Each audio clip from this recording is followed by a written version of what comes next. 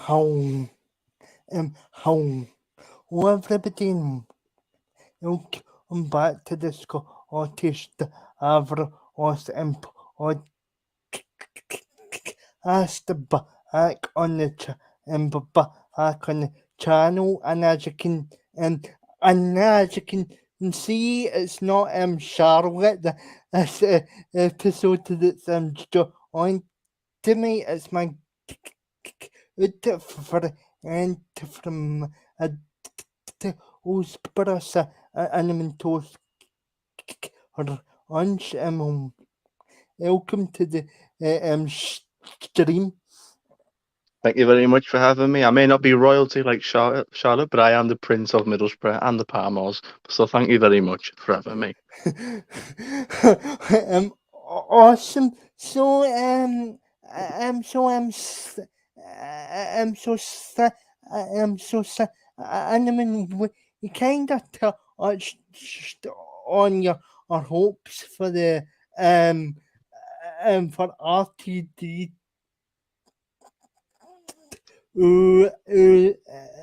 for RTD the last time are on the channel. So just kill so just kill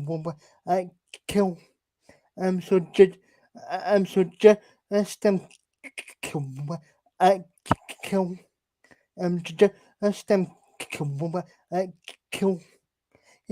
you saw the reaction to the you saw the reaction to after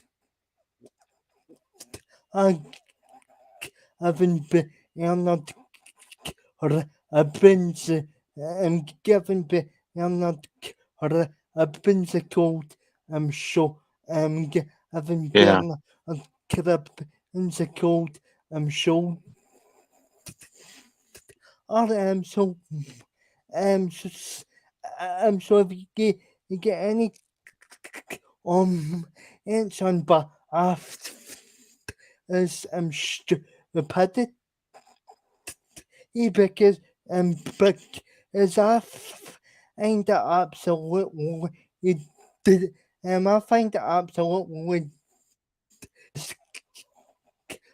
is oh Yeah. I mean, I wasn't a big fan of that at all. I mean, I do understand to a certain extent, that not everyone can make it. But I mean, come on, he has just passed away this year. It would make complete sense to have him there. I mean, because yes, I mean, he was a TV legend, but he's also a yeah big film legend. He's the two Doctor Who yeah movies he's done now, and he's had an amazing career in his life. And yeah yeah, I mean, I actually wasn't even aware of it at first. I only heard about it because RTD posted about it on his Instagram, yeah and I think John Barrowman chimed in as well, and he said something. It's like, yeah, you tell him, Russell, and then Russell then responded back to him. So that was nice to see them communicating. But yeah, I wasn't a big fan of that. yeah Come on. I mean, it's better than Cribbins. I mean, it was the way they worded it as well, to say like, oh well, sorry and all that, but we'll consider him for next time. It's like, well, consider. No, man, consider. He should be in it. Man, consider. yeah um so exact and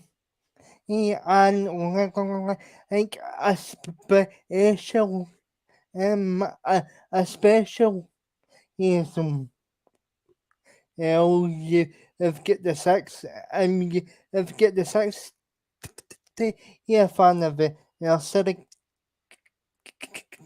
coming up that'll be that is his own that is his own I set up object that is actual yeah part of um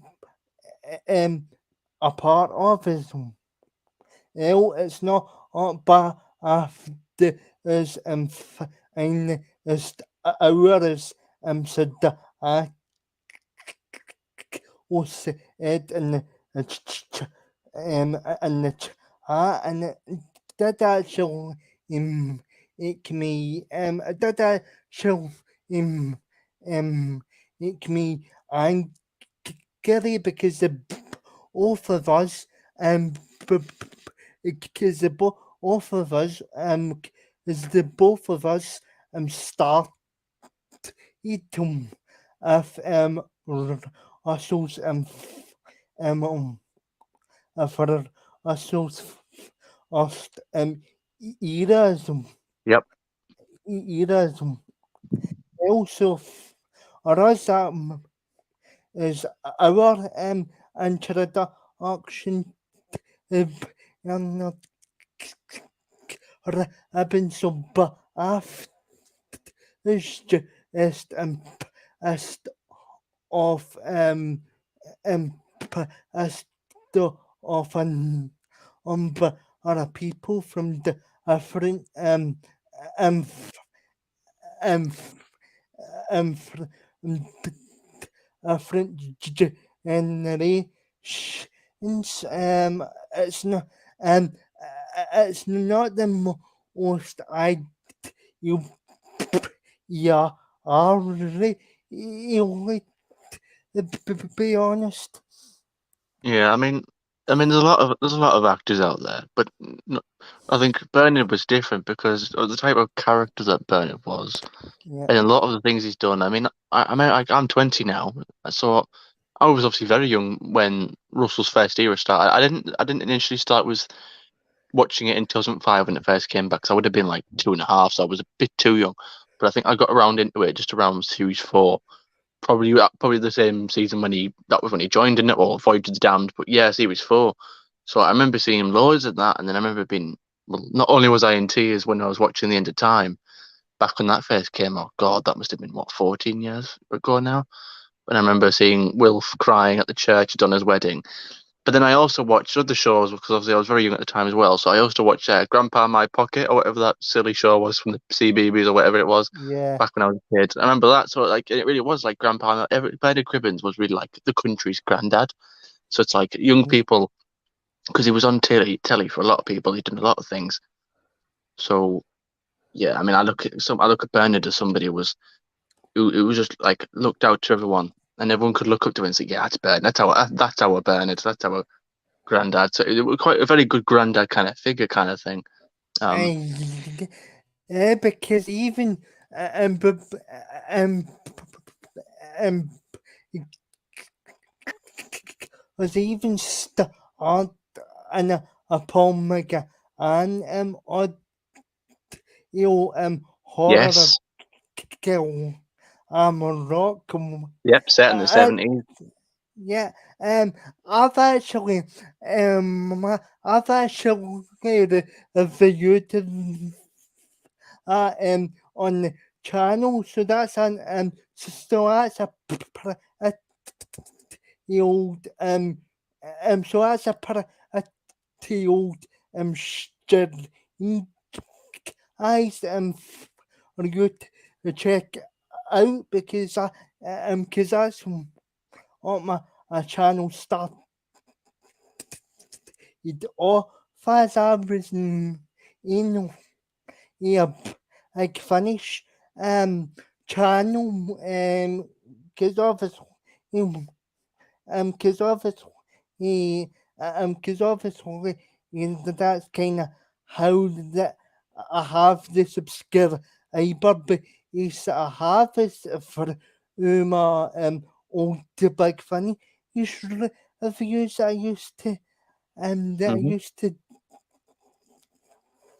but yeah but yeah the thing is about that the thing is about that audio um the thing is about that audio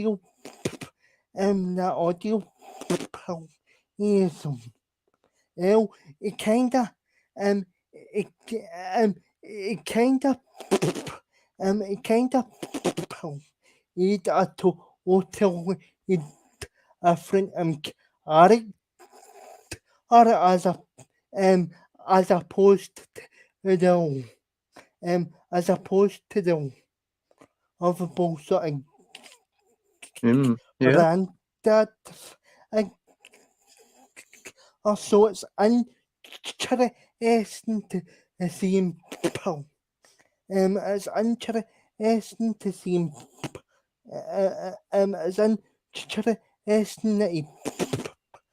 it's interesting that he it's interesting um that he'd asked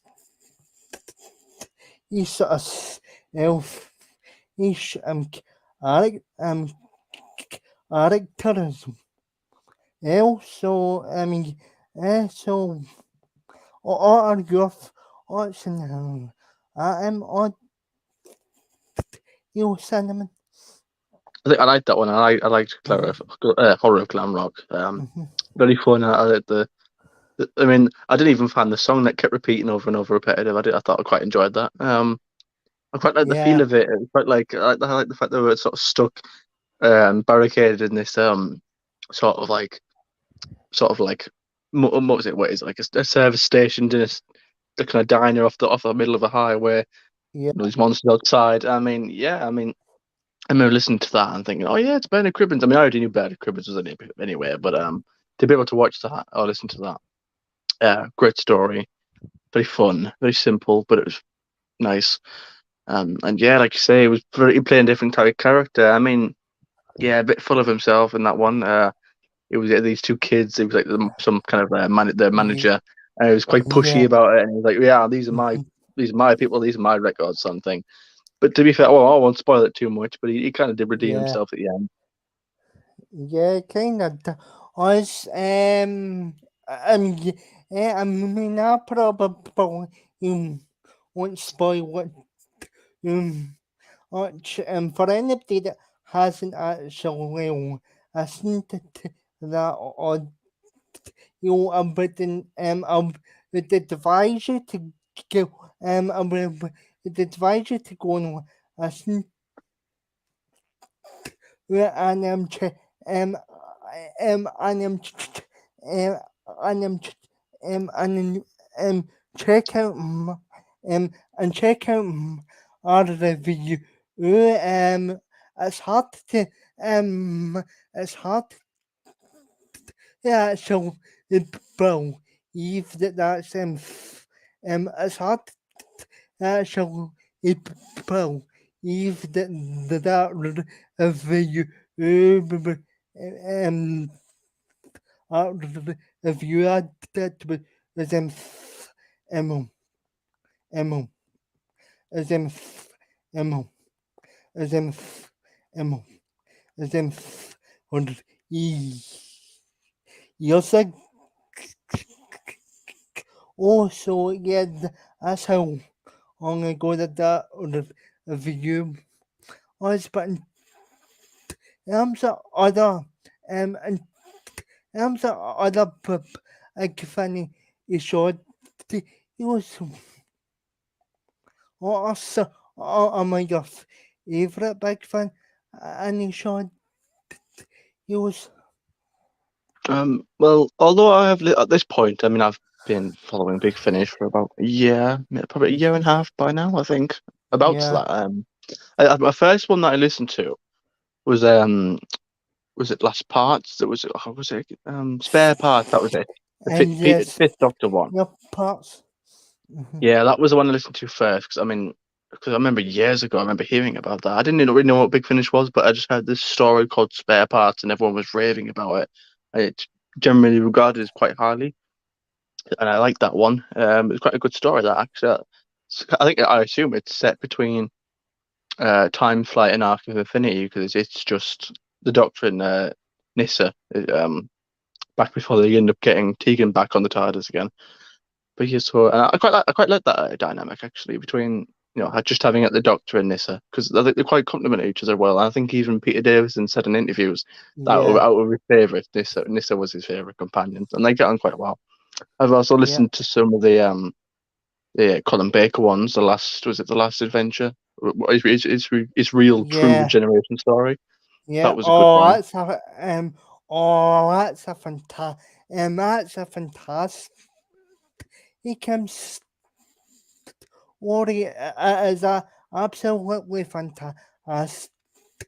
I've get that I've get that on CD.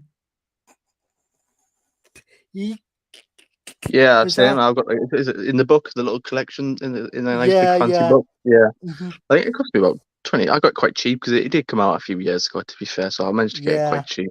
There's about mm-hmm, four stories on it. I remember there was two of them that I really liked. There's one where he's on a train, but it's a different yeah companion. I think it's Constantine or something. I think but on train, it's quite creepy that one. I quite like that one. yeah that is the yeah that's the best yeah that's the best story in this. It's actually it's areas Yeah, I elements. tell you what, it reminds me of it. Actually, reminds me of Midnight a little bit. Yeah. Series four, because it's a little bit Mm-hmm. of paranoia there, and the train stops, and it's like foggy outside, it's dark, people are Yeah. starting to turn on each other a little bit, and it Mm-hmm. kind of and it also kind of leads into because I like the story because it feels very season 23 to me because it Yeah. does feel like the Ultimate Four. When in the Yeah. Ultimate Four where the Doctor's walking around this kind of carnival, kind of factory, the lights that light up, it kind of reminds me of that. And of course, the Valiant's there. Yeah. I think he's in every single one, isn't he? Of course, because that's kind of the big thing about it. But yeah, I remember them two. There's another one where there was animals in it. I wasn't a big fan of that one, and I can't remember what the other one was. I think there was four in total. But yeah, the two that I really liked was that the one on the train, and then of course the Yeah. last one, the regeneration story. Oh yeah. Um and oh yeah, and the generation yeah, and then the generation each had me had me in years because it's actually like, hmm, I up around it's actually hmm, I up around a full generations each and I'm actually on the biggest fan Owen Baker as Yeah, incarnation, but on odd on odd on audio the or an audio the or is a lot is a lot better be honest and um, or enjoy it about the Anya's um um Anya's an actual series. yeah. I mean, that's why I'm kind of glad that we actually have Big Finish because I know for a lot of Doctor Who fans out there, Yeah, they can't listen to it for some reason or another. They just can't, or they don't enjoy sitting down and like having to listen to it. It's just not for them. And to be fair, that's yeah, understandable. Every fan's different. I mean, if you were to ask me 5 years ago, probably, oh hey Brandon, would you want to sit down and listen to Doctor Who? And I'll be, well, why would I listen to it when I want to watch it? Like, what, I wouldn't do that yeah, because I'm personally not that much of a big reader. I want to be. I have got books. I've got all the Harry Potter books. I've got all the Lord of the Rings books. I've got a lot of books. I do want to read them, but I never find the moment to sit down and actually do it. So I do want to become a better reader. But yeah, I tried it out because normally listening wouldn't have been my thing either. But I yeah, like apart from blowing my trumpet too much, I quite like to think I've got quite a big imagination. So yeah, I'm happy to sit there and listen and imagine it in my mind because I quite enjoy that. So when I tried it out for the first time, I thought, you know what, this is actually for me. I think I'm going to like this. And soon enough, I did. I think like I said, I started with spare parts first, and then because I was marathoning, I was actually what I was doing. I'm still doing it now. I was marathoning the entirety of Classic Who, and then when I got to yeah, that part, like once I finished watching Time Flight, I would then listen to spare parts because takes place yeah, in between it. And then once I finished that, I would then go back to watching Arc of Infinity, and I did that again for Colin Baker. Um, although Colin was a bit harder because he's spaced out his audio. Like it takes place in between the time of a trial Lord, trial of a Time Lord. That was a bit more confusing because you've got yeah, um, because obviously he doesn't quite say it. Oh, actually, I haven't listened to all the Colin Baker's, I have to say, but it's like all these other companions. Like, where does he get Constantine from? Where does he get Frobisher from? Again, I guess I'll have to listen to it to find out. The one I listen to Uh, most is um is the Eighth Doctor. That's the one I've been listening to most because I've yeah, read through his entire. I've been through all of his entire his um, stories. I started with Storm Warning, and I'm yeah. currently up to. I think I've just finished Relative Dimensions, the Christmas one with his grandson, Oh Susan. yeah, yeah, yeah, to with them stories. I enjoyed that.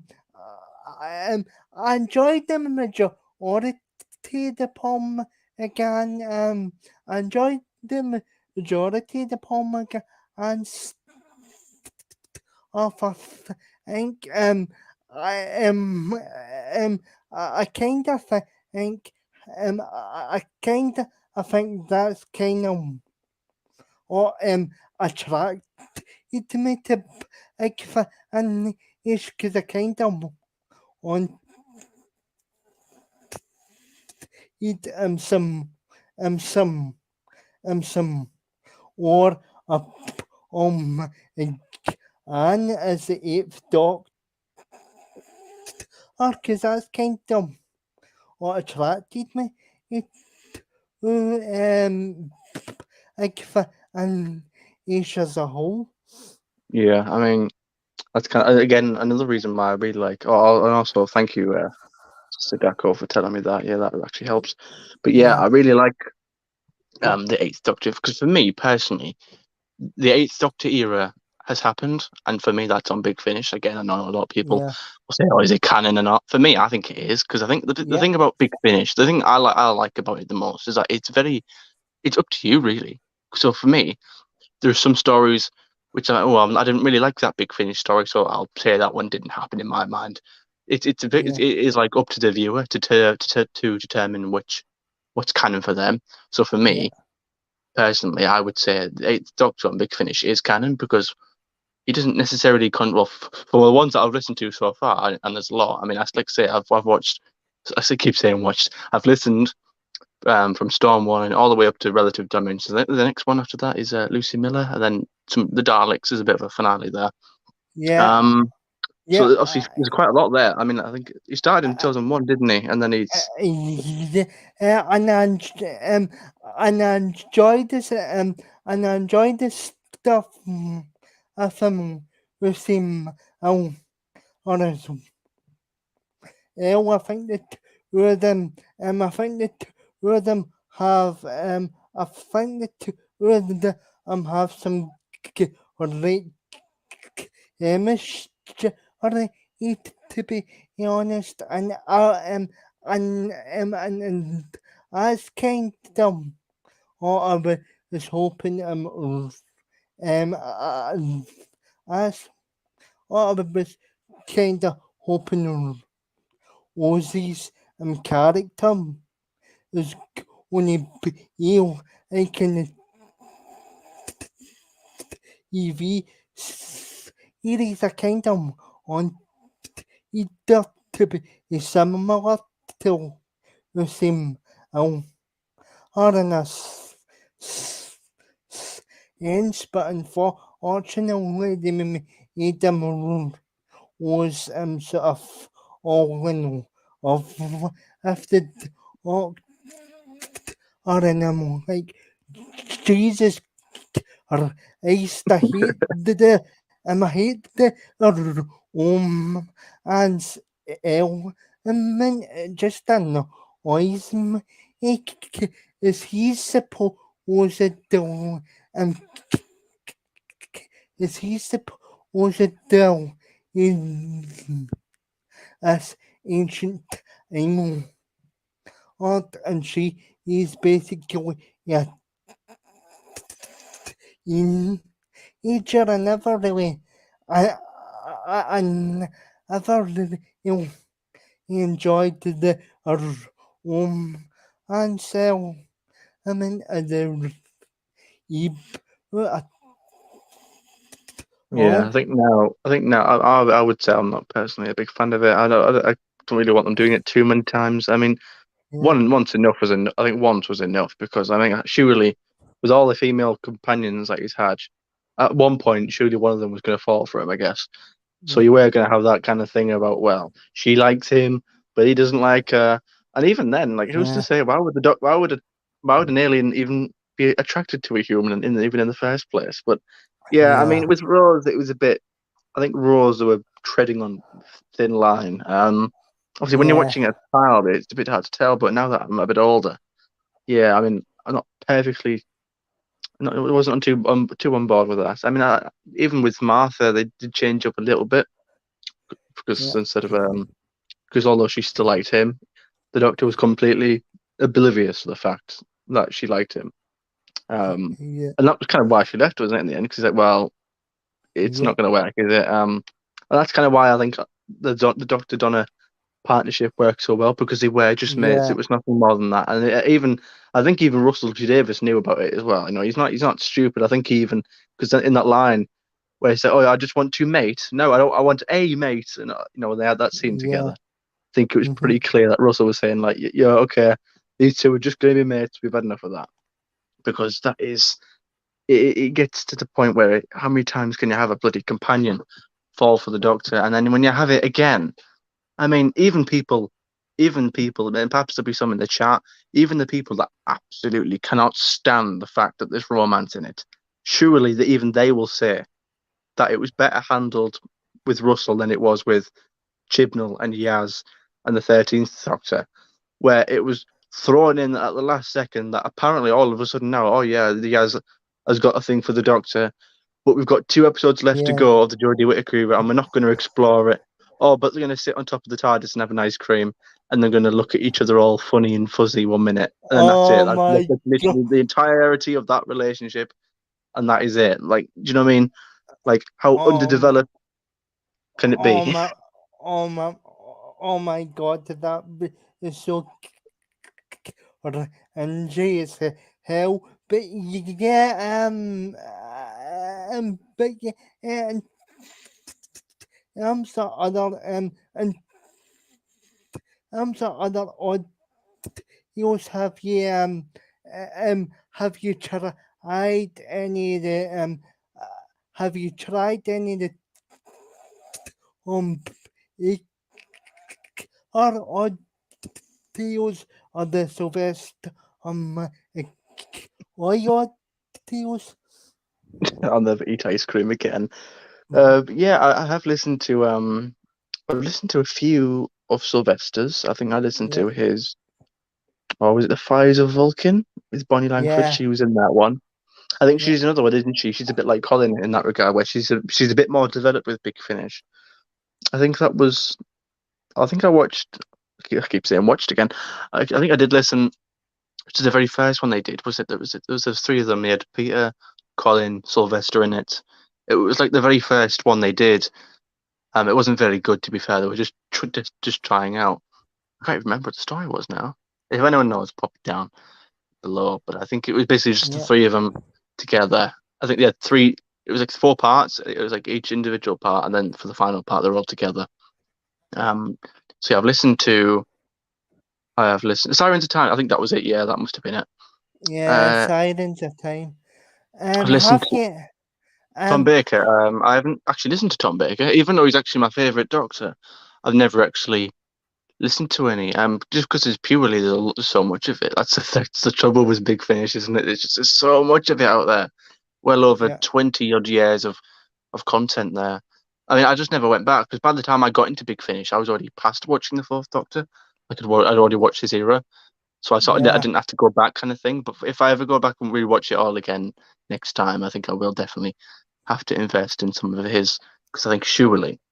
I think it even sounds the same as well. I mean, it's something like Peter. Peter doesn't really sound the same anymore. He's got a bit of a craggle to his voice these days. yeah. But Tom sounds exactly the same. All these years later, wouldn't even notice the difference.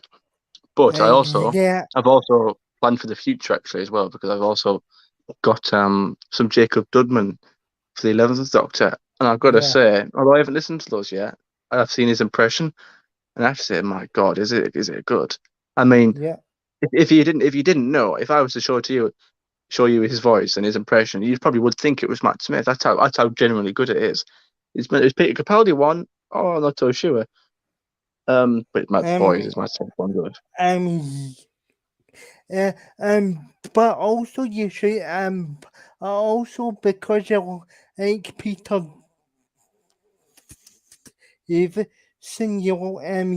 it's probably you enjoy Shadow of the Owl. That was one of the because that was one of the odd music came out during the pandemic. It's an enjoyable orchestra story. Um, you'll enjoy the and I recommend and I recommend the story to the uh, one after you found others in the chat. It's basically it's basically is the if or or gets st- st- it's basically related or or gets rant into a fun time um a fun time fun time fun time um or it's a good it's a good story and think you'll be able to I'll get the seed yeah you'll still be able to get the seed yeah that is Wait, which uh, story is this again? sh- um sh- shadow the owl Ah, shadow right. the owl X What was so, I gonna say there? I think someone said in the chat. Orbis, yeah. I thought was a bit bizarre. I mean, I didn't think it yeah was terrible, but I wasn't quite so. I don't know. I think it's because of the whole time, his age. I wasn't quite a yeah big fan of like the fact that he was on there for 600 years. Like I didn't mind the fact that like he'd been staying there for like a certain amount of time. I think 600 years was a bit long, and then he suddenly sort of forgets. I mean, I suppose you probably would forget, wouldn't you, if you're stranded for 600 years? You probably would start to forget a few things. But yeah, I mean, I don't know. It was a fun story, but that was a bit bizarre. Then the whole like rest of that yeah season was him trying to like rebuild his relationship with Lucy again because it was almost like meeting her again for the first time. Even though I haven't seen her for 600 years, so it was all a bit new to him again. And it was like it was a bit at the end where it was like, I want to stay on Orbis. I don't want to go time traveling again. I was like, well, not be funny, but this is Doctor Who. Like, I absolutely see where the writers were going with it. You know, yeah they were like uh, sort of uh, reintroducing him back to time traveling again and um reintroduce him into Lucy Miller. But yeah, uh, I wasn't quite a big fan of. um shadow shadow the owl X is kind of between two the different until until so either you see is a two separate seed years so you so I'll kind of I'll kind of hostile into that in the chat so that you guys know what to look or because I know but as I know a few kind of takes my recommendations on what but but Arion sa ano man ayo uh, um ayo I see about san ah Yeah, so I think I was talking about Orbis. So yeah yeah, I think the whole thing about that was they did say, well, it might not be 600 Earth years, it might be 600 Orbis years, and 600 Orbis years might be only be 200 Earth years. But yeah, that was quite bizarre how they had the Doctor not wanting to go traveling again, and then reluctantly doing it. I mean, it worked in the end, but I thought that was a bit of a strange thing. But more 99% of the time, I absolutely have adored every Big Finish that I've listened to. I mean, one of my favorites. I mean, do you know the was it the Divergent arc where it was yeah with Charlie Pollard where they went to this different universe? I think a lot of fans aren't particularly fond of that, but I quite liked it actually. I quite liked them going to this different universe, and each section of this kind of map. So each story it takes place in a different part of this world or this creation. And it was like going to different places, and I quite like that and Kerry's and stuff. I think there was one I think it's called The Last. I think it might have been called The Last. That's my favorite. Well, if you'd think I would remember it if it's my favorite one, but so far that's probably my favorite Big Finish or my favorite Eighth Doctor story on Big Finish was The Last. It was basically just this apocalyptic planet, and it was this yeah female ruler, and she was just absolutely insane, and she was deluded, and she lived in a like in a bunker, thinking that there were thousands of people still living yeah on the surface, but in reality there wasn't. And like then Charlie ends up. I won't say, but everything it's quite a dark, grim story because everything just goes wrong. People yeah start dying, and like the ship that was supposed to escape on doesn't work, and people get held at gunpoint, and it literally towards the end of the story, the Doctor's just like, "What is the hell? There's a point." And I think he actually goes to kill himself, and he just survives because of a technicality or something like that. I think, but that was yeah quite a grim. I really like that one. I'm quite a sad person. I guess I really like the dark stories. I yeah mean, some of I'm my the favorite Doctor same Who stories are like The Blink and Midnight and What Is It Mars. I like grim, darker stories. I empty child them here to the absolute I out me he is a I mean Yeah, the that's here to the absolute shit shit me I didn't years for about 3 weeks after and that's already so I can kinda assume you're one of though I yeah. think I that don't know why. I've just got a thing for the darker stories. I mean, I like a fun Doctor Who story, but I think Doctor Who yeah personally works when it's dark. I think that's kind of why I really like the Philip Hinchcliffe era of the 70s. That kind of darker. Because I think you need to respect your audience. I don't think the Mary Whitehouses of the world. I think although she had best intentions, I think some people underestimate and kind of insult the intelligence of children. I think children sort of have this grey area where they sort of know it's not real, or they get. I think it's like at the age of 6 is when they're actually able to differentiate between reality and stuff. So I think they're able to differentiate whether something's real or not, but it still doesn't register that like just because it's not real, like, I won't be scared of it, kind of thing. Like I remember watching it, The Empty Child. I remember watching it at yeah night. And I was very young, and I was scared. I needed to go to the toilet, and I wouldn't go. I refused because I thought if I step outside my bedroom, the empty child is going to be there waiting for me, like that kind of thing. So although I knew it yeah wasn't real, it still scared me, kind of thing. Like yeah, my head's um telling me no, but my heart is saying yeah, I'm not going anywhere, kind of thing. Um, so yeah, I mean, so just to go back to that story there, the last, I think I was listening to that actually yeah because I went to London.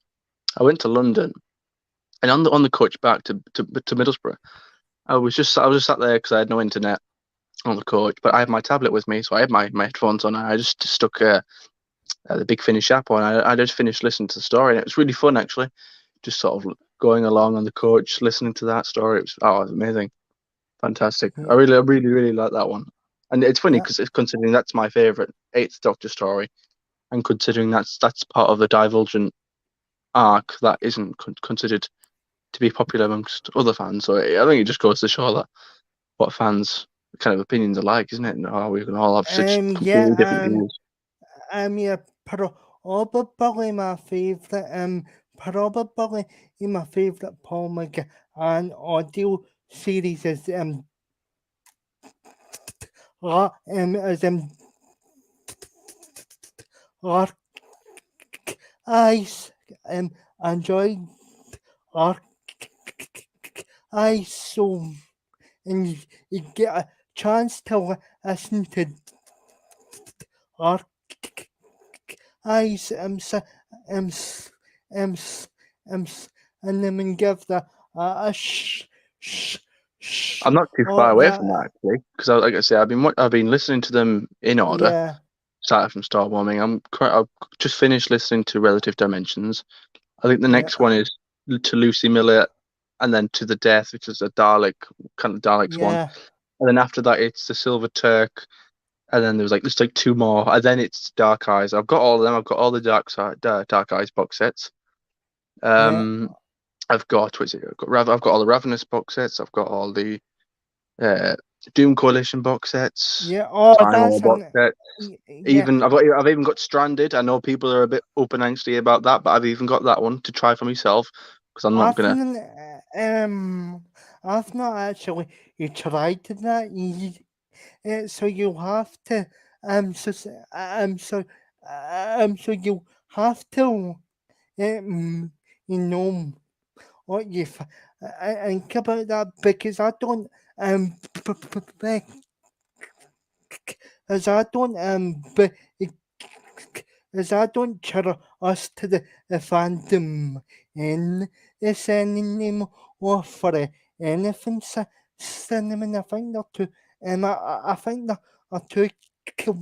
they're too to to jump on everything. So yeah, you should actually you try that and see what you think Yeah, because of it. I've just heard that a lot of people have criticised Yeah, Stranded for some of the characters that were included in it. But I yeah, thought, well, I'm not going to sit there and say, oh, well, I'm not going to listen to it because you don't like it, because obviously that would be silly, wouldn't it? I think we should all yeah.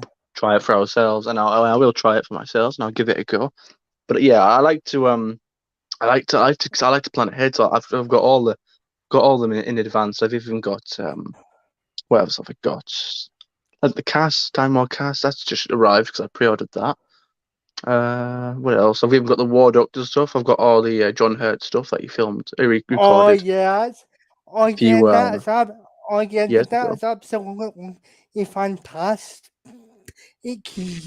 I will enjoy them. Um, Yeah, I'm I quite will looking forward enjoy to that that one because series as that's well. that's a Yeah, whole new era of the other Doctor that we haven't explored yet. The Time War and all that. It's quite a big, massive part of the history and the lore. So to be able to go yeah. into that a big finish would be great. And even some of the new You stuff, get even the new box sets with was it Jonathan Carey, who replaced him. I've even got all yeah. of them as well. Yeah, yeah, oh, actually, yeah, oh, actually, when you spoil the on hot stuff, or because aren't you be able to experience that for yourself? It is absolutely fantastic. It comes off, and I recommend it to everybody in the chat as well. Yeah, I I'm really looking recommend forward it to to that one because everybody that in the seems chat like as something crazy that well. I like. Just a whole Yeah, angry kind of rage in Time Lord fighting in a war kind of thing. I feel like that's right on my street. So quite looking yeah. forward to that. I've even got the Ninth Doctor ones. I've got all the Ninth Doctor box sets so far, all eight of them, I think now. That's quite crazy to say that actually. All eight of them. Got eight box sets, the Ninth Doctor, and they only announced he came back about a year ago. Was it 2021? Yeah. something like that. Maybe 22. Yeah, so maybe Yeah. about a year and a half or 2 years. So yeah, nice to see Chris. Y- I mean, have you tried? Um, have you tried the out of time? Have you tried to the out of time? Story with on Baker David and David Enning, because that's a good story as well. I haven't got that one. I have seen it. I guess I could get that one. I have got some David Tennant ones. I've got because he's in volumes. Volumes. I think he's got 3 volumes. Yeah, One with Billy Piper in it, and the other two with Donna. And yeah, that one's got Bernard Cribbins in it as well. I think. So those be good. I've got quite a lot to be fair. Considering I yeah, only started about a year or since I considering I only got into Big Finish about a year or so ago, I've got quite a lot now. But getting started because I prefer to get them physically because I do get the I got yeah, some of them on the app. So some of the Paul McGann ones, the early ones, I had no choice to get them and download them because they were so old. They hadn't got them in the warehouse anymore for all me the to get on DVD.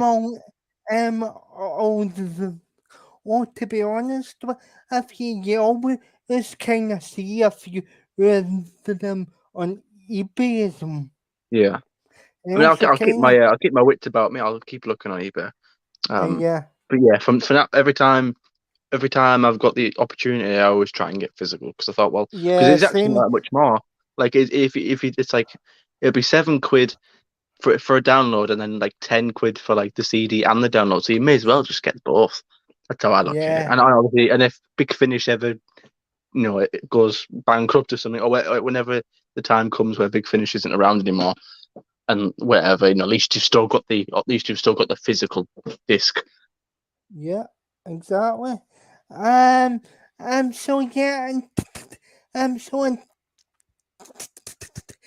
so other, so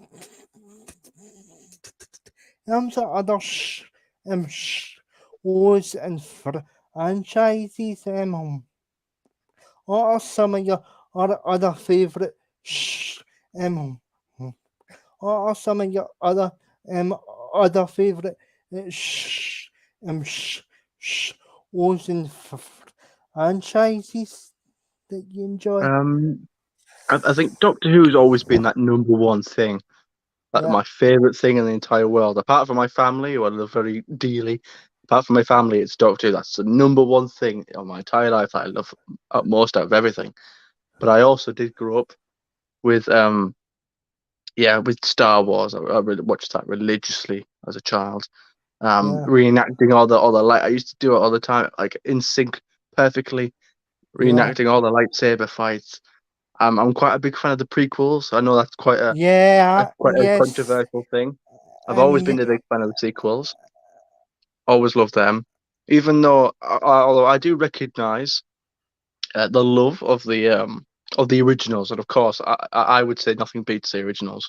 But for me personally, I would say Revenge of the Sith is my personal favorite, and then I think either. yeah, I enjoyed that. Yeah, yeah, I enjoyed that as And you'll probably notice well. a theme as well. You'll probably notice a theme because Revenge of the Sith again is probably quite the darkest out of the lot because it's Yeah, not a happy ending. It's quite grim. And again, I guess it seems like I'm quite a grim person. Even though yeah, personally in real life I'm quite an optimistic kind of guy. I'm very upbeat, but boy, do I love dark, grim stuff.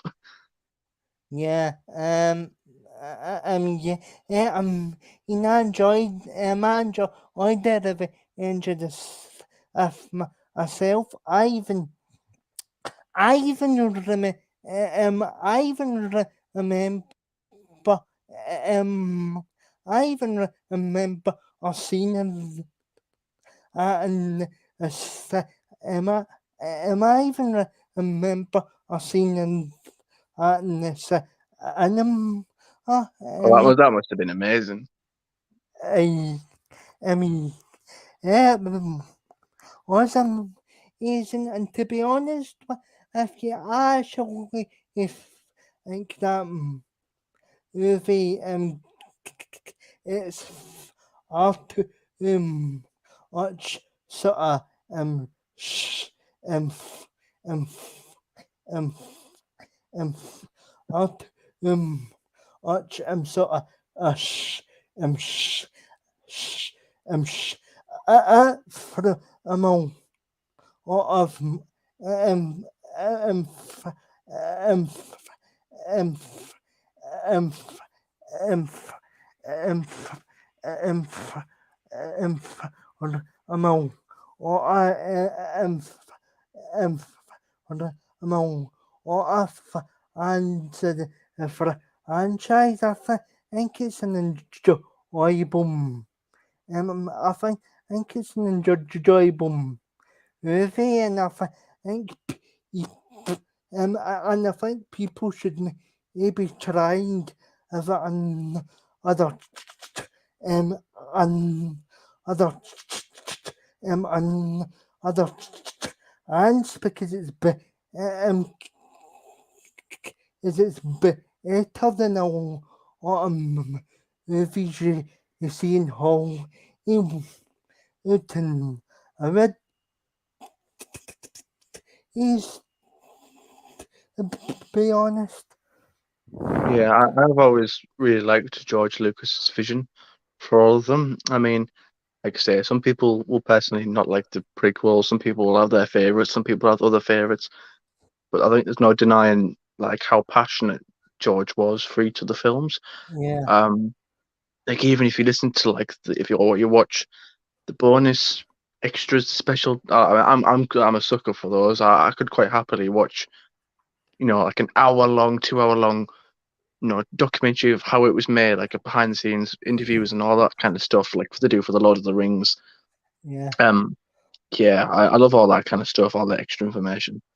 And just yeah, hearing kind of George's vision and hearing how he was, how some of the stuff like the whole thing, like people used to criticize Hayden Christensen and say, "Oh, he's a bit of a wooden actor. Look at the way look at his acting." A lot of people kind of criticize his acting, and it's like, well, yeah, that's because he was doing it deliberately, because he had this sort of monotone kind of voice and played it yeah, a certain way to sort of match Darth Vader, because you couldn't have someone like Anakin be this kind of extremely happy, kind of quirky guy, and then have that go into Darth Vader. So, because if you look, because they're quite similar, like stuff like that that people might forget about. Like I remember when I heard that for the first time when Hayden said that. So, oh yeah, I changed my voice to kind of to make it sort of sound similar. So like the level of detail there kind of shows the passion that kind of went into these movies, regardless of which one's your favorite. And of course, people will have their favorites. I think a lot of older fans will say, yeah, the classics, nothing beats the originals. But I yeah, think, I think, and again, I'm the same. It's a bit like Doctor Who. If someone said, if I said, yeah, if I said, for example, well, me personally, the first Doctor was my favorite Doctor, although I recognise that the fourth and the 10th I genuinely considered the best. I think that's a sort of thing people get wrong these days, or people forget. Like if someone yeah, says, no, the second Doctor is my favorite, and that's because he's the best for everyone or something. Like why can't people say anymore that like, yeah, he might be my favorite, yeah, but I also understand that that one's everyone's favorite or most people's favorite. Like I never really people say that anymore. It's always so very very tribal. So yeah, like I yeah, don't understand why people can't say even for the sequels.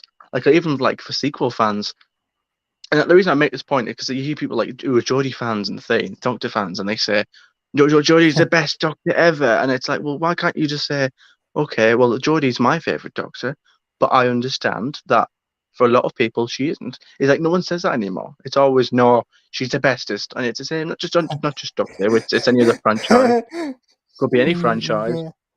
like Star Wars again. Mhm. So if someone says, "Oh, Star Wars Episode 9 is the best," Star Wars Episode 7, 8, and 9 are the best movies ever. That's one Oh, one that's quite a claim, and oh, two, absolutely. You hate the absolutely. You hate eating, and yeah, especially the seven I actually didn't think was that bad, but 8 and 9 definitely ruined the character of Luke. or But eat or eating and or eight and nine are shit. I mean, like it's basically, it's basically, it's basically if it's basically a I think you won't get back for those if under those two just as help as I had high hopes of us I had high hopes after us even enjoyed them um um um enjoyed them enjoyed them even um but um unfortunately it kind of ruined the whole Yeah, they really doubled down after that, didn't they? trilogy, yeah. Hmm. I remember because I actually because obviously I watched the first six films. I mean, obviously as I grew up Yeah, when I was growing up, all we had was those six films, and it wasn't until much later, was it 2015 when episode seven came out? yeah, And for years, I thought that was it. I thought, well, yeah, that's all we got. If it was six movies, I thought that was all we were ever going to get. I did for some reason, I thought we weren't going to get any more Star Wars films after that. Again, I was probably just young and naive, but I thought that was it. I thought we just had the first originals, and then we had the story of the prequels, which told how everything happened. And I thought that was it. I didn't think we'd get more. yeah, And then when we did, um, yeah, seven came out. I thought it was okay, nowhere near as good as the others, but I didn't think it was downright terrible. And then episode eight came out because I got them all on DVD. I got all the films. I've now since rebought them all on 4K, which I actually quite look forward to watching all the films on 4K. Um, yeah, eight and nine, eight especially, because at least nine was a desperate attempt to sort of reclaim some credibility. Like nine, they were almost like, yeah, we fucked up a bit, so we're gonna try and get desperate, and I think they were desperate by bringing back fucking Palpatine and yeah, and all that, and started saying that Rey is now Palpatine's granddaughter, and the fact that he brought him back, the fact they brought Palpatine back frustrated me because I thought, well, I'm not being funny, but the whole point of this entire franchise, the Skywalker saga, because this entire yeah, story is about Anakin, and then you've got his rise, and then his fall, and then his redemption in killing Palpatine at the end of Episode 6 and saving Luke and redeeming himself. That yeah, that moment is now ruined and diluted because oh yeah, let's just bring him back in Episode 9. Well, what was the point? That kind of makes Vader's death kind of for nothing. Then, like I know it was a clone, and they'll say oh, and then there's an excuse. They'll give an excuse as to why. But I felt like that moment personally ruined that moment with Vader in Episode 6. They should have just left that. I don't think they should ever have brought yeah, Palpatine back. I think it should have been original and created some new villain or something. I didn't. I wasn't a big fan of that. But yeah. God, yeah, Episode 8 was just a travesty. I mean, Oh, turned yeah, turned Luke into some soy little kind of weakling who was on yeah, an island but as a recluse, yeah, living by himself. yeah, it's absolutely and it was absolutely pathetic. It's absolutely it was absolutely pathetic. It destroyed the main hero of the franchise, and it on and so well and I can tell it's I I hate that I hate that um um And it wasn't even I it wasn't even forgot, just Luke. It was people like Han Solo. They killed him off straight away. yeah, Kind of made him kind of some kind of deadbeat dad kind of thing. Princess Leia. You know, and the whole it's just all these kind of characters that we all grew up with and all loved. yeah, Um, Again, was just really dulled down. And then you had characters like Rey, who was this perfect person, and she never made any mistakes, and she never had any difficulties, and she could do everything perfectly, and she learned. She didn't even need any training; she could do everything straight. where she was just great at yeah, everything. That was the thing with her character. And if anyone ever criticized that, if anyone ever said and said, if anyone ever said like, "Oh, that Ray character, don't you think she's doing everything a bit quick? Don't you think she's just perfect? This perfect character who can do everything." You were called a sexist. How dare you criticize Ray? So we're not criticizing her because she's a woman. It's got nothing to do with that. We're criticizing her yeah, because she's this perfect character who can do everything, who never has any mistakes. It's like the whole point of Anakin was that he was constantly fighting, he was constantly trying, but then getting pushed down. You know, whether it would be when his mother died or uh, constantly losing something, like you know him saying, "I want to move, I want to move forward," and then Mace Windu was like, "Nope, you're not ready. You're not doing it because I don't like you." You know, Anakin was constantly facing setbacks, so you could understand why he was so frustrated with the Jedi Order and all that. But yeah, Rey is just, well, what is Rey? Like, who is she? No, I don't even think Daisy Ridley, the actress, she didn't even know. I think she said they didn't tell her who the character was up until episode 9. yeah, So but what did that tell you? yeah, but to be honest, I don't think she's a very good actress either. Oh, I think I think she's I, th-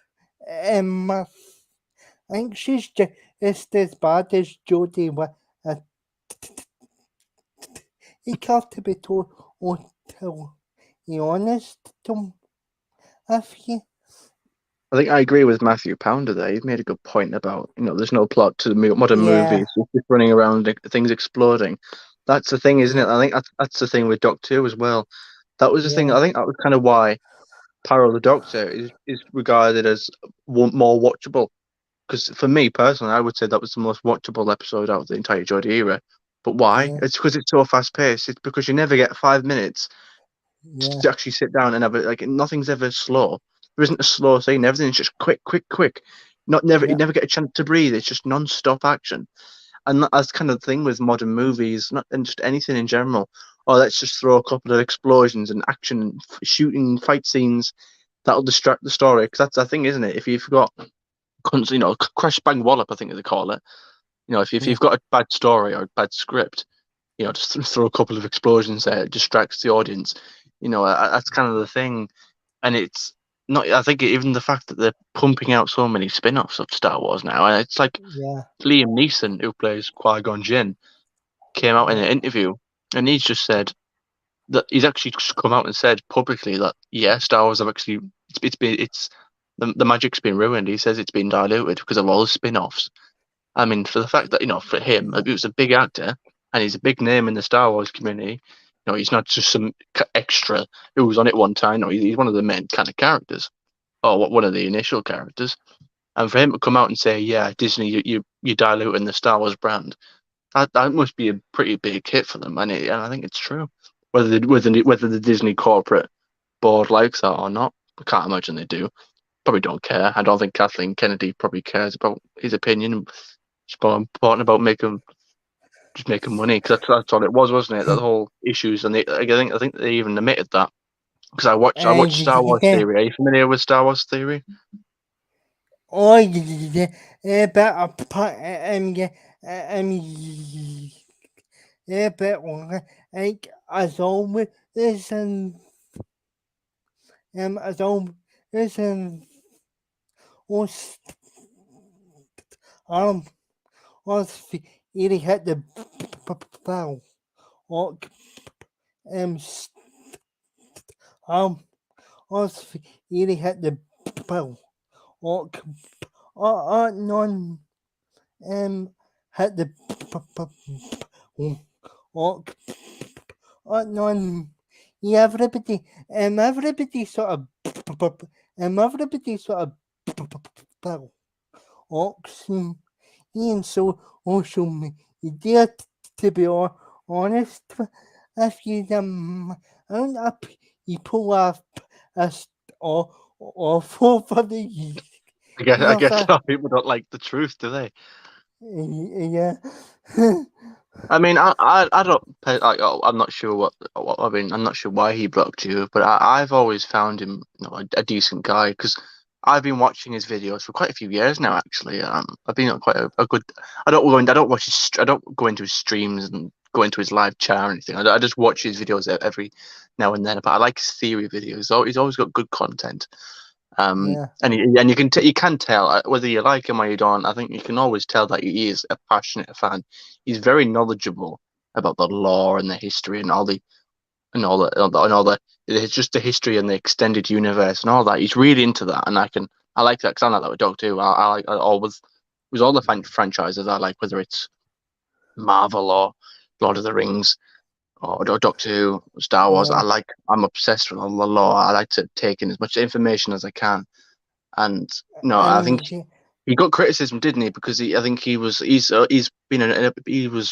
one that was an opponent to the sequel trilogy. He called out and criticised some of the decisions they made in these films, and he got backlash of yeah, it because, of course, that's what happens. Is if you dare to criticise anything these days, you get criticised yourself. You get attacked. You get called sexist, homophobes. You get called all names under the yeah, sun just for disagreeing with people. And I was watching a live stream he did. I know I just said I don't watch live streams, but it was a pre-record. He was playing one of the Star Wars games, A Force Unleashed, and he yeah, was saying in the chat because someone started on him in the chat, and they was like, "Oh, you slagging off Disney." He's like, "I'm not slagging off Disney or you slag this person." He was his whole point was that I'm just giving an opinion, and just because I give an opinion doesn't mean I hate Star Wars. I think he's like, I'm pretty clear. I think it's pretty clear that I love Star Wars. And I think he does, and he always has, and I think he always means well. But yeah, and people think he's toxic, and I don't think he is. I've always thought he was somebody that's kind of distanced himself kind of from that. I've heard him say a few times now actually, just like if you like the sequel trilogy, if you like the sequel trilogy, that doesn't mean you're not a Star Wars fan, and if you don't like the sequel trilogy, that doesn't mean you're a racist or a sexist or whatever. Like I heard him say that once, and I thought that's quite true actually, because and I wish people said that more because I don't think people are saying that enough. That's what yeah, I'm like. If you genuinely, if someone comes to me and they say, yeah, I'm a Doctor Who fan. I'm like, oh, really? Who's your favorite Doctor? And they say the 13th. They say Georgie. I think, well, okay, so you're that type of fan. But I wouldn't sit there and say to them, right, so you're not a Doctor Who fan. I'm more of a Doctor Who fan than you because you like the wrong Doctor. I would never say that. And I would hope in an ideal world they wouldn't say to me, oh, well, you're just a sexist and racist because if you don't think the Doctor should be a female, if you don't like Georgie, then that's what you are. I would hope in a yeah, perfect world we could walk away and go, okay, fair enough. He doesn't like Jodie Whittaker. That doesn't mean that he's a terrible person. Or yeah, I won't walk away and say, oh, well, she's a fake plastic fan. She's not a real fan because she likes that one. I mean, do you know what I mean? I think that's just kind of the person I am. I mean, like I was saying earlier, like if you do like Jodie Whittaker, then that's fair enough. But don't sit there and say that she's the bestest ever and everyone else is wrong. You could just sit there and say, well, she's my favorite, but I also understand why. But I also understand that most people's favorite is generally either David Tennant or Tom Baker. But no one says that anymore. Like no one can say like everyone's opinion's got to be absolutely the right one. Like so, I have yeah, opinions on some things. I have opinion um, that I believe some things, or that I have an opinion that that's my favorite thing. But I understand it's not the best thing. It could be yeah, like football clubs, for example. I support Watford, but I understand that Watford's not the best team in the world. I could, if I wanted to support the best team in the world, I could have support one of the biggest teams in the world if I wanted to. Um, just for example, just to get the football analogy out of the way. Um, but yeah, yeah, it seems like not many people want to say that anymore. Not many people, everyone's got to have the right opinion. It's not always about right and wrong. Sometimes having an opinion is just having a personal favorite. It's like if I said I like pepperoni pizza, and you're like, well, that's wrong because this is better and that's better. Like, well, okay, calm down. It's just an opinion. I don't know. I don't know. yeah, I mean, I mean, because yeah, because because because I'm actually proud of to buy or the or PR YouTubers and the or who fan I'm a Yeah, fan. I think I'm blocked by who am I blocked by? Yeah, I think I got blocked by Billy Who. I think that was it. Billy yep, Who, big Billy yep. boy. He blocked me. I'm proud. Yeah, I'm also proud by and and by my stuff. Uh, it's I'm I'm a price I say am a bow. Oh, to me, as I said, I didn't enjoy. I am arachn. It's a bow. Oh, to me, because as I said, I didn't enjoy. I arachn. It's in the UK. As I found that episode atrocious in the bowl.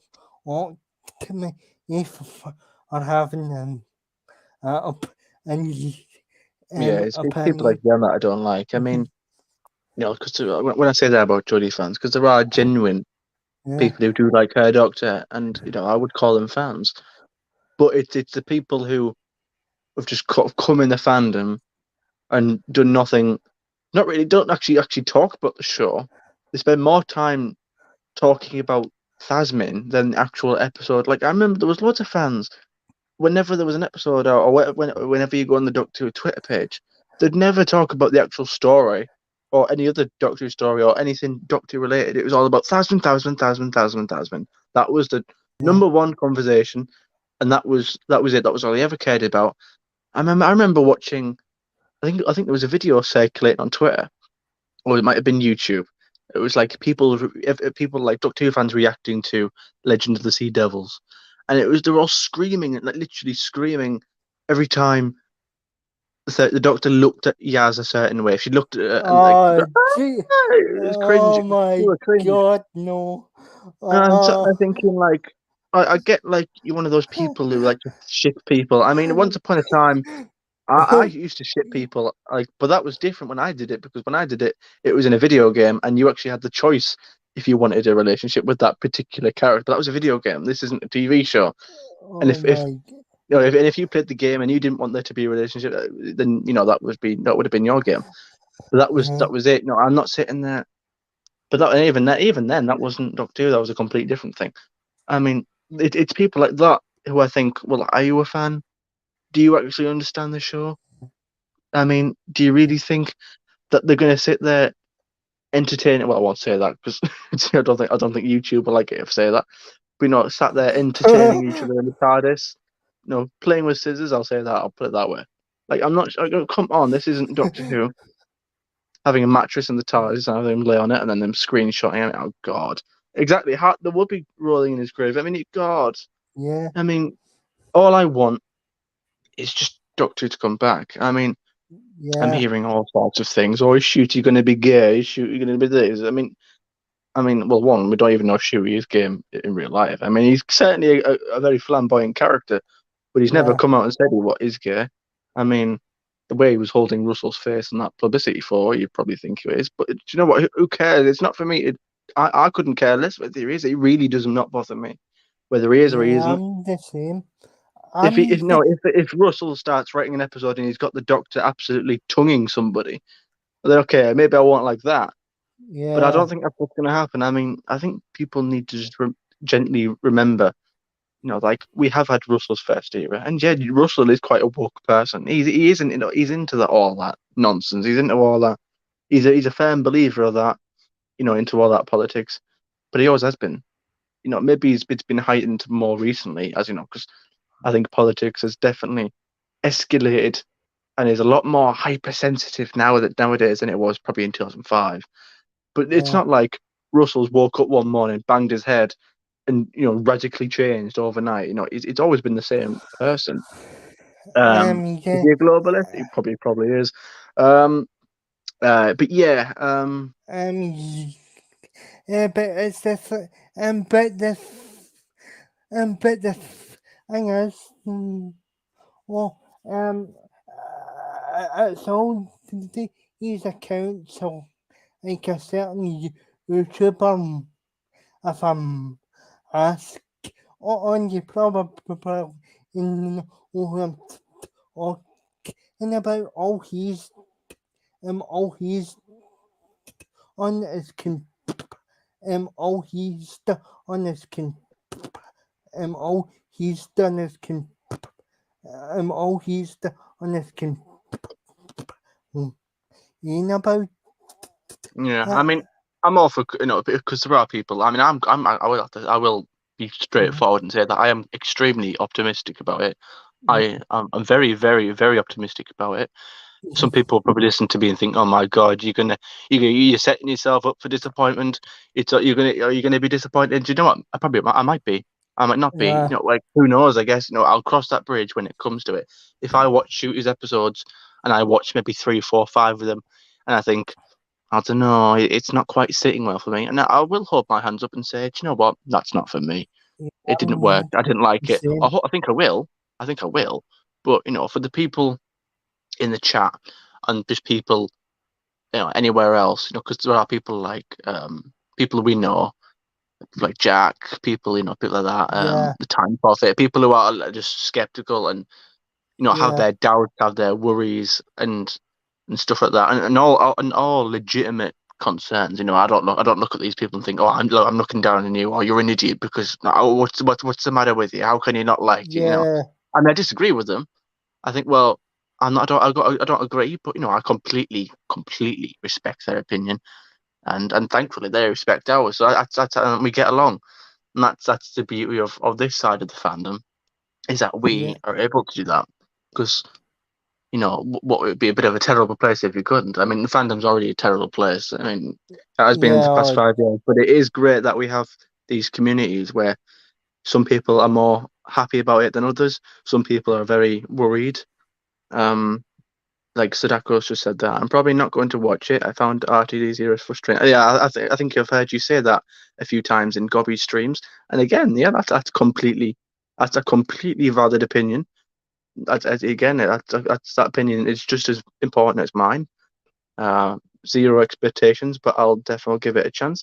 There you go. It's all about giving it a chance, and if it doesn't work out, then then you've not harm, no harm lost. I mean, I might be disappointed if I've got all this yeah, excited over it, and then it doesn't turn out to be what I expected. But then, like I say, I'll deal with that if it comes. But I feel um, that I've got everything I've wanted going into this. So I mean, the issues that I had with the last era were Jodie Whittaker and Chris Chibnall, and they're gone. The yeah, two of the biggest things that I wasn't happy about are gone. They've got a new doctor in. They've got Shuti Gatwa, who I have to say, people might question his casting, but he's a very top bloke. I mean, he's very, very humble. Ever since he's walked through the door, he spoke very highly about it. He seems very excited. He seems very scared, which is good because you want him to be scared because you want him to have that fear. Whereas Jodie yeah, came in and all she had was overconfidence, and yeah, it was like, don't be scared. And the second she walked through the door, it was like, oh, don't be scared of my agenda, and it was all very patronizing. Oh, don't be scared of my yeah, agenda. Like yeah, no, we weren't scared of your gender. We were scared of what the Doctor being a female now means for the show, and we were scared for the future for the show. It wasn't like, oh, a I, woman, ah, you know. um, I mean, because all you should be saying is how enthusiastic you are to take on such an iconic art. You don't you don't us off you don't put us off and saying, oh, don't and or then on and it came and about identity Yeah, because politics. the entire Chibnall era and entire Chibnall and Geordie Tarman, it was all about an agenda. And if you sit there, it wasn't. If you say it isn't an agenda, then I'm not sure where you've been sleeping under. If you must have been sleeping under a rock for the past 5 years, because Yeah, they've clearly said multiple times, it's about changing the narrative, changing the narrative. Oh, the Doctor can be a woman too. Power to women. Whereas, yeah, I think I agree. She only got the role because of her agenda. I mean, Chibnall literally said himself, didn't he? That, I only yeah, ever wanted a woman. He changed it. He contradicted himself. He's a bit of a hypocrite because one minute he said, "Oh no, we interviewed both men and women," and then it turned out yeah, afterwards that he said in Doctor Magazine or something, "No, I only ever wanted a woman." So what does that tell you? What do you mean? What do you mean you only wanted a woman? Why would you only want a woman? Oh, because you came with an agenda. That's why. Why would you sit there yeah, and say, "Oh, yeah, I'll take Doctor Who"? Because he didn't want to initially, did he? If you remember, he said no, kept rejecting it up until Stephen Moffat got him pissed, yeah, and then he said, "Yeah, fine, I'll take it. But if I can have a female doctor, why are you so obsessed with having this female doctor? What? So you can have your five yeah, minutes of fame, and you can be the one who said, "Oh, yeah, well, I was the first one to do it." Because I think that was what it was, and the whole yeah, and then it then yeah, changed from what was it, a 5 year plan, and then it was like you only did 3 seasons, and it was, oh no, we always intended to do 3 seasons. Well, did you? Because when you took over, you didn't know COVID was a thing back then, so you took 2 years off. You took 2019 off, and then you had the pandemic come, and then you took a bit more time off. So yeah, what was he talking about 5 year plan? Because well, did he predict COVID? Did he? I don't know. I don't think he's that good. Um, yeah, but yeah, God, stuff like that. I mean, it was a disaster from the start. It was like, again, I try not to use football analogies. I know everyone might not be a football fan, but it's yeah, just like imagining appointing like the wrong person to take the job, a person who's got no experience. Anyway, it's all a disaster. A bit like that. It was like it yeah, was never going to go well because we all knew who Chris Chibnall was back in that dark, cold day that when he was announced in 2016, I think. We all sat there and yeah. said, "Oh God!" Even me, even though I was young at the time, I said, "Oh God," because what I remember his episodes that he written, Oh, 42, gee. Oh 42, my and God. Oh what was the no. other one? Hungry Earth. I mean, to be Yeah, fair, that the one actually powder wasn't that bad, but three, which was the Power absolute of Three, the dinosaurs in a shit. spaceship.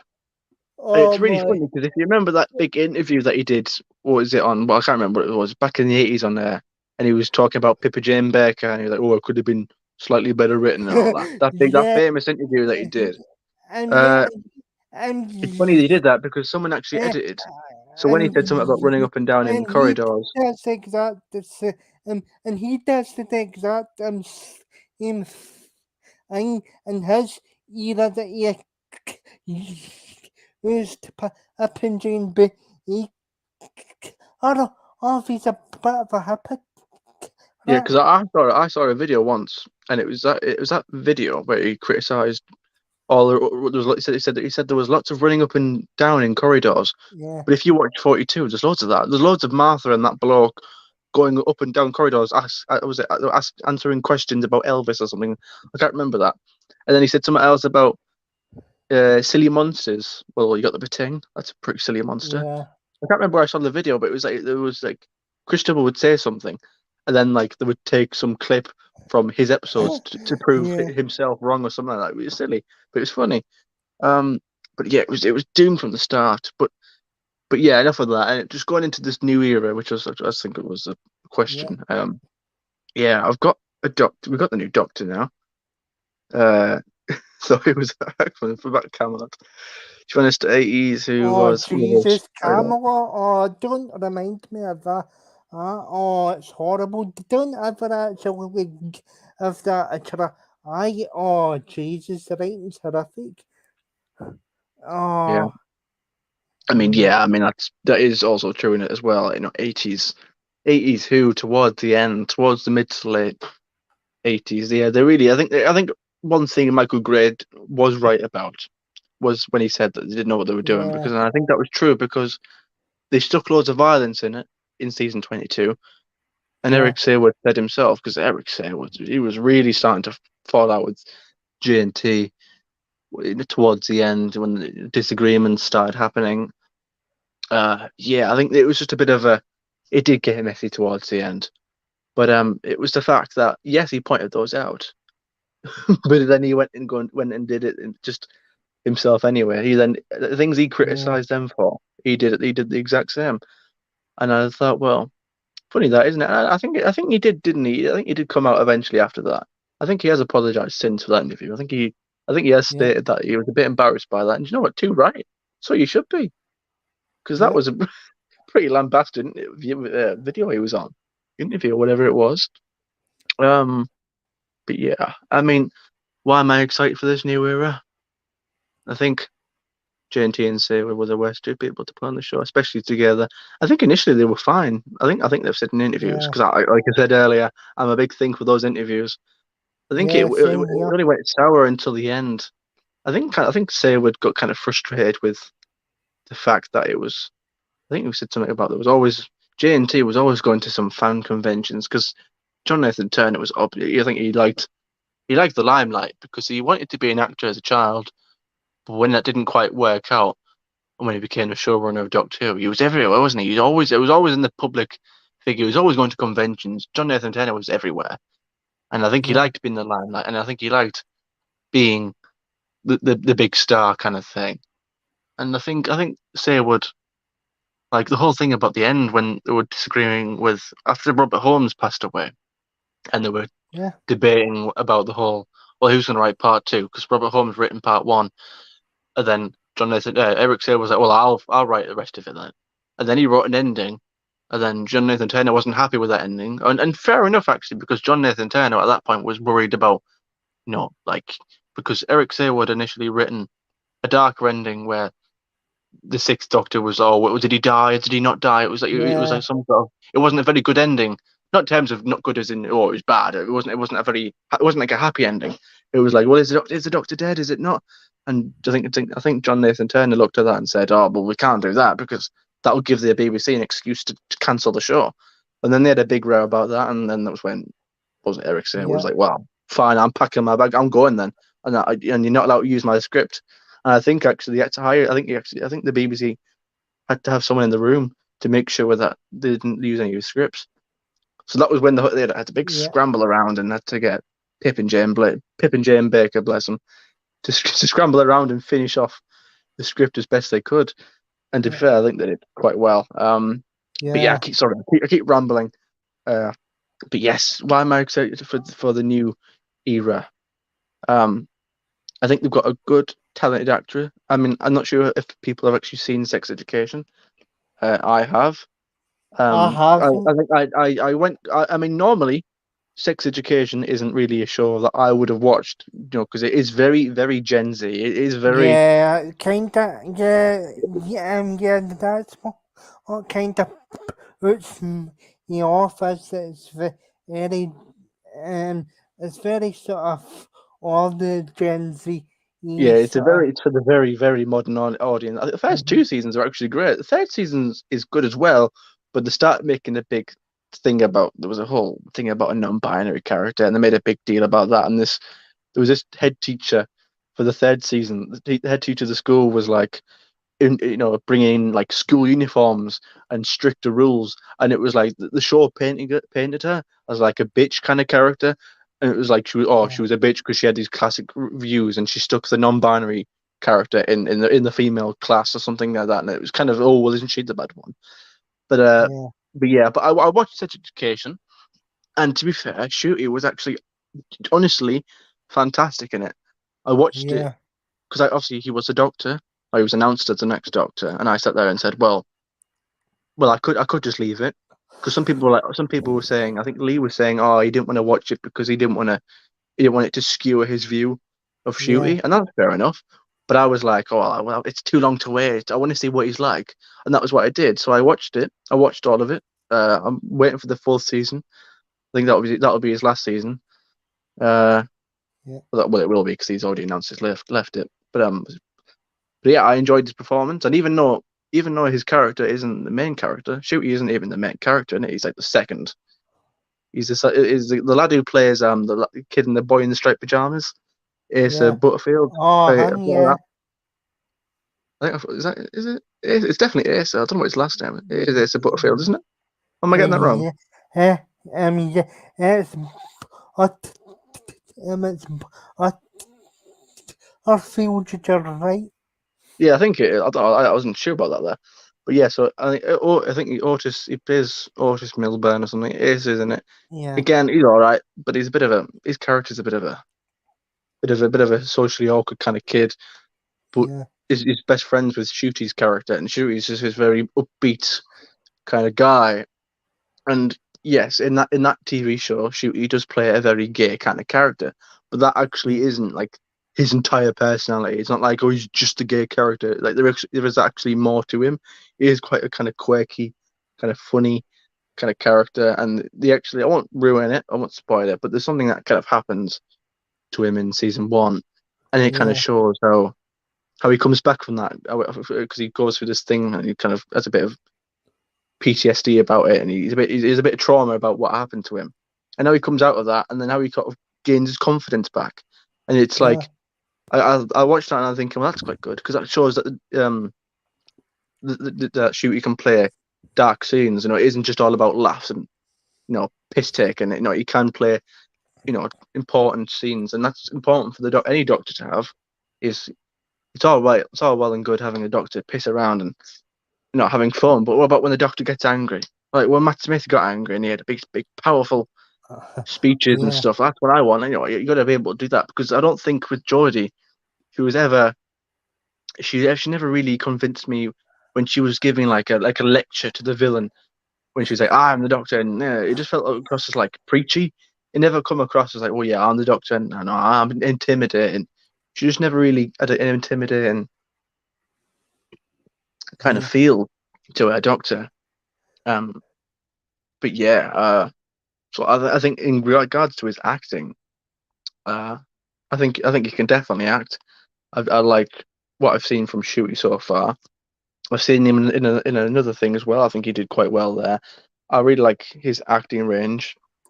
I genuinely think he is the man going forward. I think he will be. I genuinely believe he will be a good doctor just by his personality.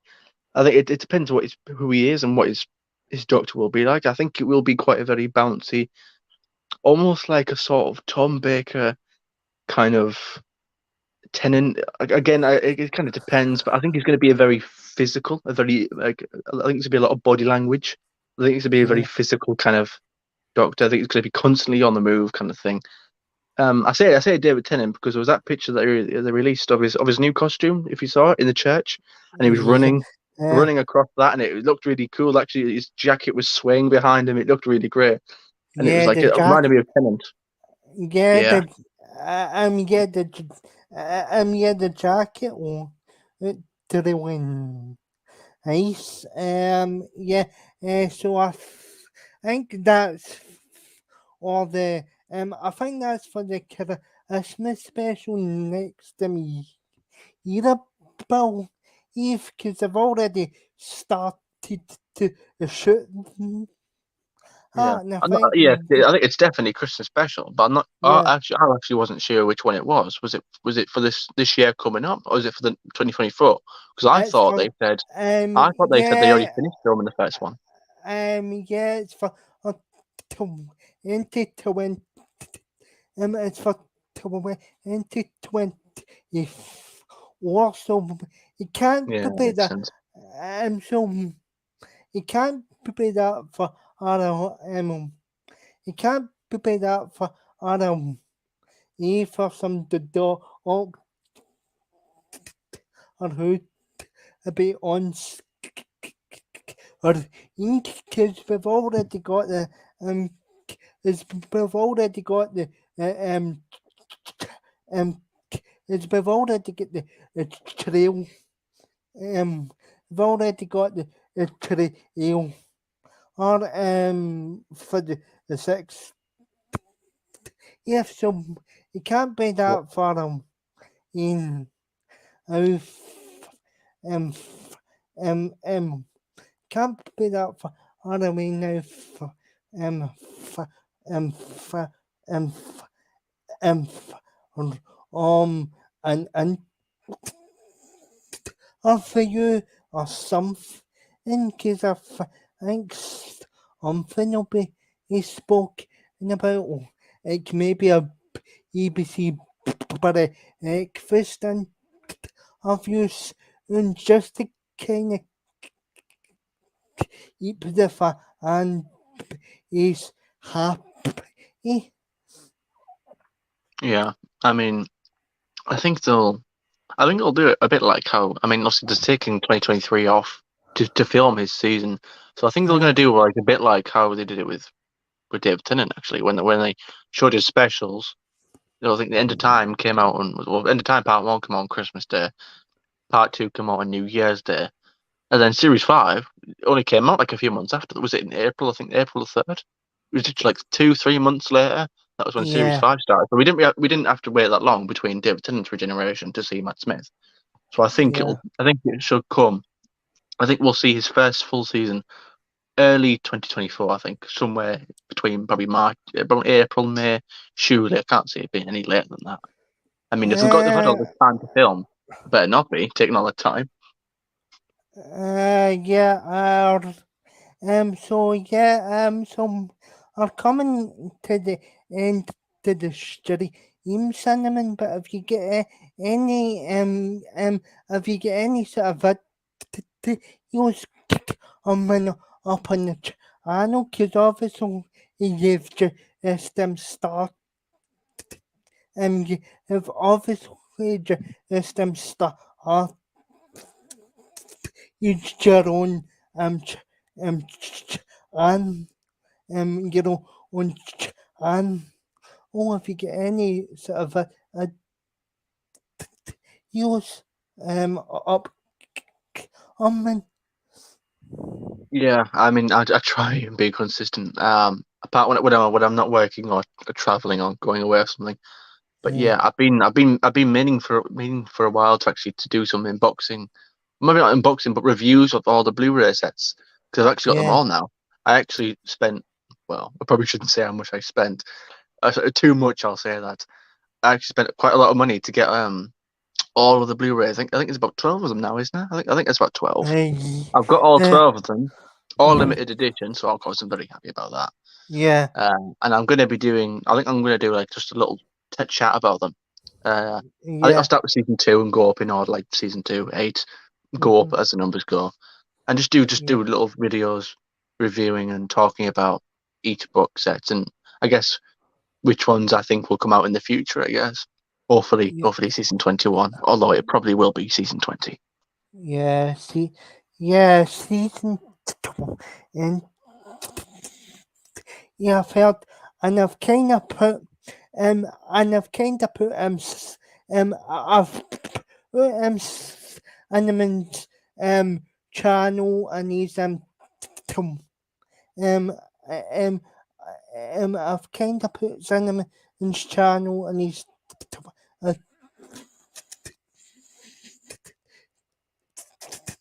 our account in the option. So if you haven't subscribed to the Cinnamon now's our chance to subscribe um and some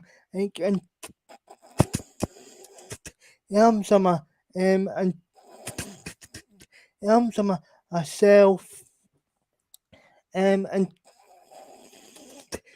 myself you can and follow me and at Celtic annual 20 uh, um and I'll probably maybe post a video on them. I haven't decided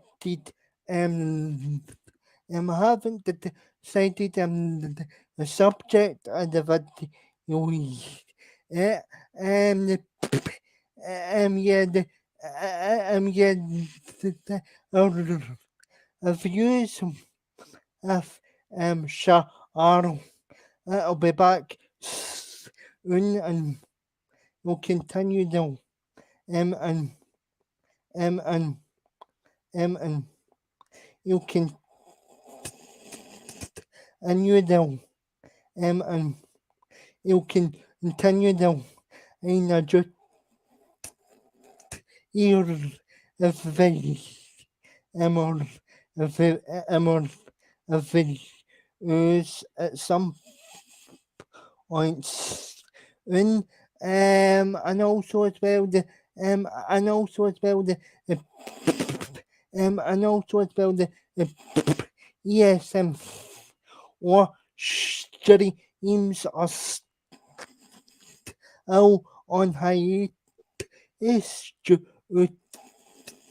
um due show at in up but in the PS in the PS war and teams backs in as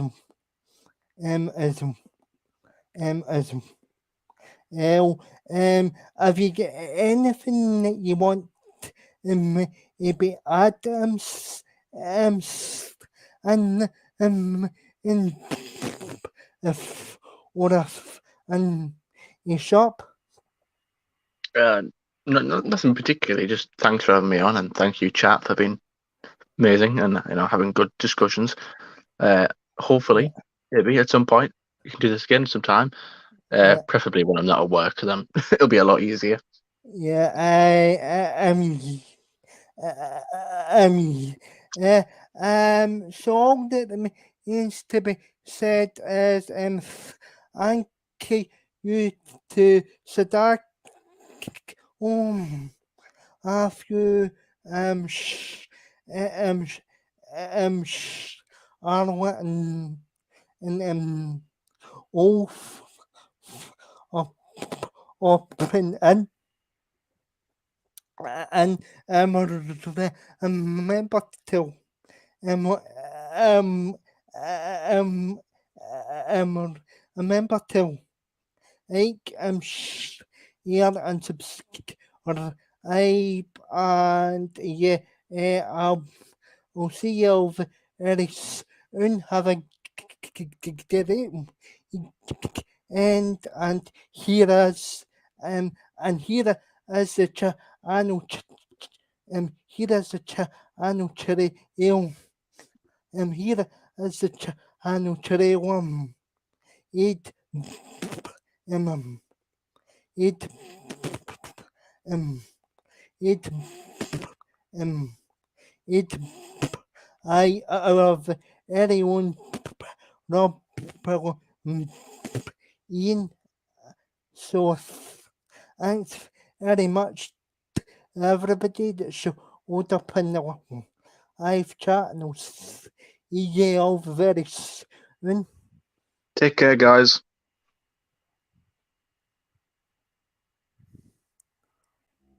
I fucking